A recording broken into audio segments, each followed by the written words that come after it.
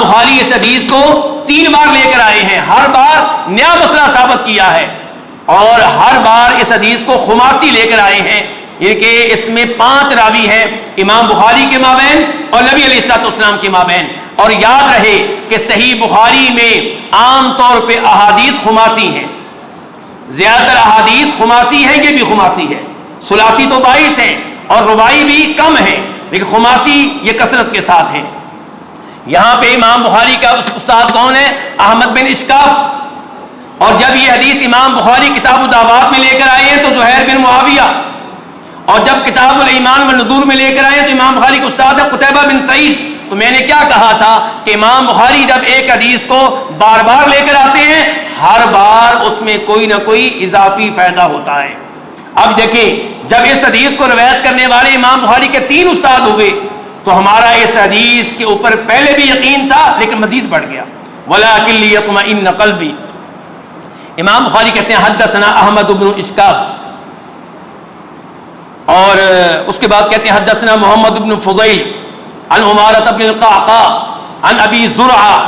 ابو زرعہ کون ہے؟ حرم بن عمر بن جریر بن عبداللہ البجلی، مشہور و معروف صحابی جریر بن عبداللہ البجلی کے یہ پوتے ہیں، اور روایت کرتے ہیں جناب ابو ہریرہ رضی اللہ تعالیٰ عنہ سے، جن کا مشہور و معروف قول کے مطابق نام عبد الرحمن بن صخر ہے، امیر المؤمنین فی الحدیث ہے، حدیث میں ان کا اپنا مقام و مرتبہ ہے، ان پہ گفتگو کی جائے تو بہت طویل ہو جائے گی، اس لیے ان پہ گفتگو کیے بغیر آگے بڑھتے ہیں۔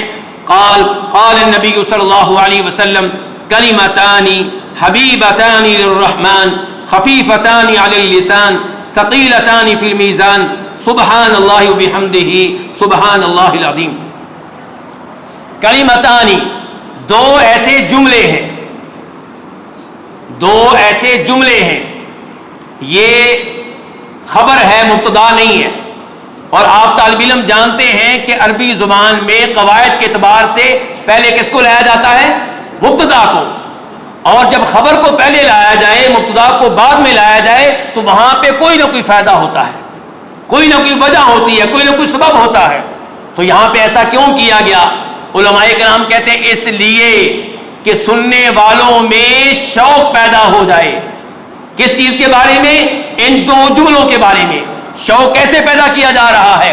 فرماتے ہیں نبی علیہ الصلوۃ والسلام 2 ایسے جملے ہیں، پہلی صفت حبیبتان الرحمن، جو رحمان کو بڑے پیارے ہیں، رحمان کو ان سے بڑی محبت ہے۔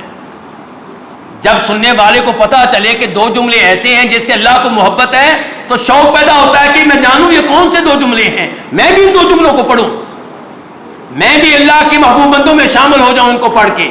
اور یہاں سے اللہ کی صفت محبت کا اثبات ہو رہا ہے، اور آپ جانتے ہیں یہ اللہ کی صفت قرآن کریم میں بار بار آئی ہے، ان اللہ یحب التوابین ویحب المتطہرین، اللہ محبت کرتا ہے ان سے جو بہت توبہ کریں، اللہ محبت کرتا ہے ان سے جو پلید چیزوں سے دور رہیں۔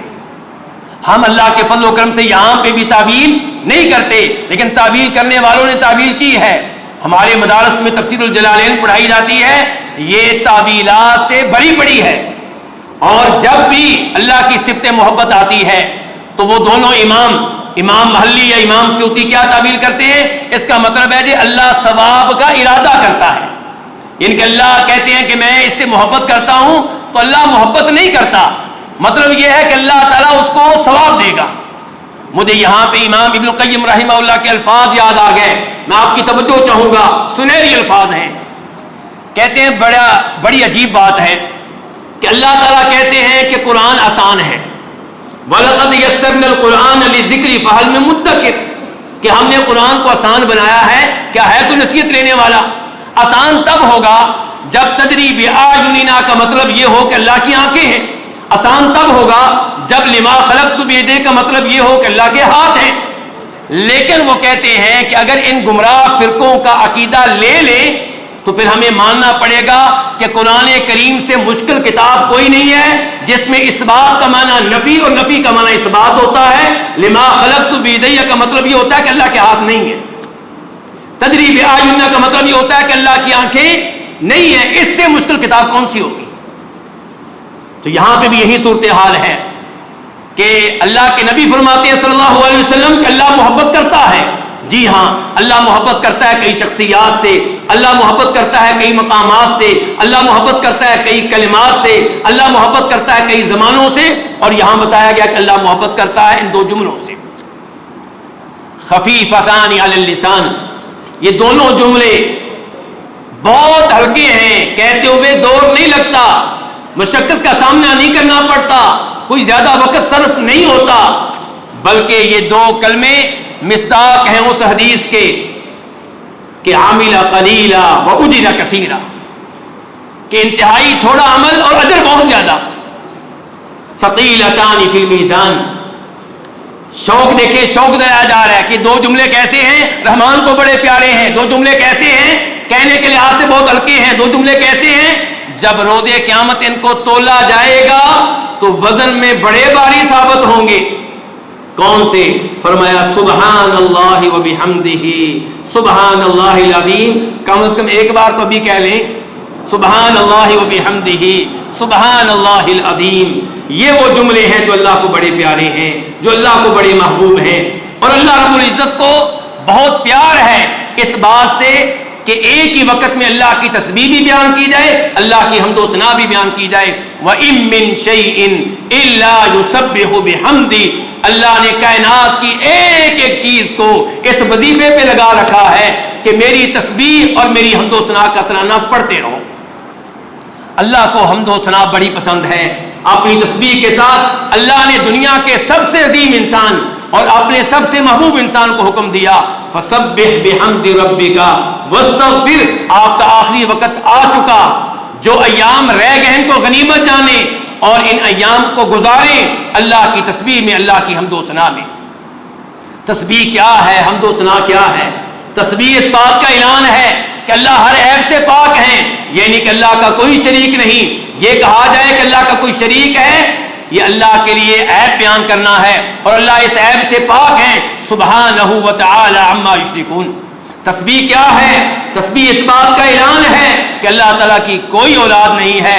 عیسیٰ علیہ السلام اللہ کے بیٹے ہوں، یہ اللہ کو گالی دینے کے مترادف ہے، یہ اللہ تعالیٰ کی طرف کسی عیب کی نسبت کرنا ہے۔ اللہ اس عیب سے پاک ہے کہ اللہ اولاد کے محتاج ہو۔ اللہ تعالیٰ پاک ہے اس بات سے کہ اللہ کی کوئی بیوی ہو۔ اللہ تعالیٰ پاک ہے اس بات سے کہ اللہ نے کائنات میں کسی بھی چیز کو بغیر کسی حکمت کے، بغیر کسی مقصد کے بے فائدہ پیدا کیا ہو۔ ان فی خلق السماوات والارض واختلاف اللیل والنہار لآیات لأولی الالباب الذین یذکرون اللہ قیاما وقعودا وعلی جنوبہم ویتفکرون فی خلق السماوات والارض ربنا ما خلقت ھذا باطلا سبحانک فقنا عذاب النار۔ اور حمد کیا ہے؟ محبت کے ساتھ کسی کو عظیم جانتے ہوئے اس کے کمالات بیان کرنا، یہ حمد ہے۔ تو اس لیے ایک ہی وقت میں اللہ کی تسبیح بھی بیان کی جائے اور اللہ کی حمد و ثنا بھی بیان کی جائے، اللہ کے کمالات کو بیان کیا جائے۔ یہ کہنا کہ اللہ کلام کرتا ہے، یہ اللہ کا کمال ہے۔ یہ کہنا کہ اللہ تعالیٰ سنتا ہے، یہ اللہ کا کلام، اللہ کا کمال بیان کرنا ہے۔ یہ کہنا کہ اللہ دیکھتا ہے، یہ اللہ کے لیے کمال بیان کرنا ہے۔ یہ کہنا کہ اللہ ہر ایک کو رزق دے رہا ہے، یہ اللہ تعالیٰ کے لیے کمال بیان کرنا ہے، اور ایسے ہی اللہ کے کمال کو بیان کرتے رہنا چاہیے۔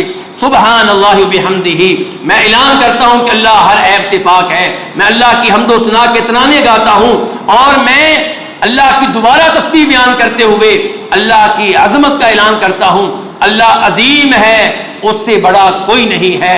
وما قدر اللہ حق قدری والارض جميعا قبضته يوم القيامة والسماوات مطويات بيمينه سبحانہ وتعالى عما يشركون۔ اللہ کی عظمت کے کیا کہنے، اللہ کی عظمت کو یہ لوگ جان نہیں سکے، اللہ کے مقام کو یہ لوگ سمجھ نہیں سکے۔ اللہ وہ عظیم ذات ہے کہ روز قیامت یہ ساری زمینیں اللہ کی مٹھی میں ہوں گی، اور یہ سارے آسمان اللہ کے دائیں ہاتھ میں لپٹے ہوئے ہوں گے۔ میرے بھائیوں، جنتی بھی یہی حمد و تسبیح پڑھا کریں گے۔ اس لیے امام بخاری نے ہمیں پیغام دیا ہے کہ ہمیشہ اللہ کی تسبیح بیان کرتے رہیں، اللہ کی حمد و ثنا کے ترانے گاتے رہیں، اور آپ کی زندگی کا اختتام اسی پہ ہو جیسے اللہ تعالیٰ نے نبی علیہ الصلوۃ والسلام کو حکم دیا کہ آپ کی آخری زندگی یہی ترانہ گاتے ہوئے گزرے، فسبح بحمد ربک واستغفر انہ کان توابا۔ ہماری زندگی بھی ایسے ہی گزرنی چاہیے۔ اللہ رب العزت سے دعا ہے کہ اللہ تعالیٰ ہمیں قرآن و حدیث کے ساتھ جوڑ دے اور نبی علیہ السلام کی احادیث کی محبت ہمارے دلوں میں داخل کر دے۔ وصلی اللہ تعالی علی نبینا محمد وعلی آلہ وصحبہ اجمعین۔